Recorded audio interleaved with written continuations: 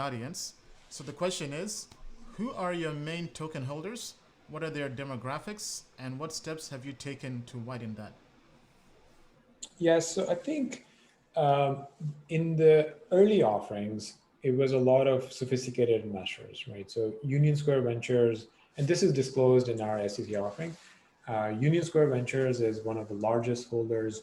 Uh, for people who don't know who they were really early investors in Coinbase, like Twitter, MongoDB, Twilio, a lot of developer tools. They've taken companies public, and they're regarded as one of the top investors in the world.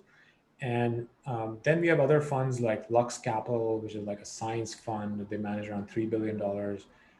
Foundation Capital, the Winklevoss Capital, the Winklevoss twins, Blockchain Capital. A lot of these sophisticated investors, plus some institutional investors as well, like even endowments, and people can go and find information there. So the early investors, I believe there were more than 800 who participated in 2017, and they tend to be generally US based. I would say more than 80% or maybe more than that were US based, and they tend to be more traditional top tier funds and so on. And then I think a couple of things that we realized. One was that we noticed that it's very US heavy.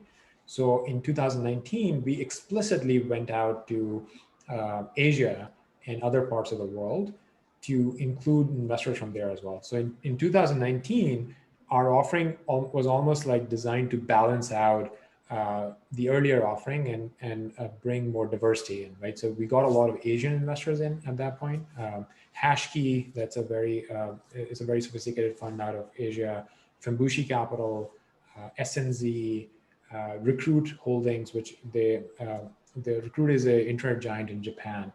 They're worth around like $50 billion over there, and so we got some sophisticated investors from Asia, and then we focused more on retail investors, right? So because we did the SEC qualified offering, a lot more people were able to participate, right? Both from the US and internationally as well. And at that time, I think we got around 4,500 people to participate in 2019, which at that time was the largest sale ever on CoinList. I believe now there's one other project that has done a larger, in the sense of like more people participating, sale recently, but I think for the longest time that was the biggest sale that happened on CoinList.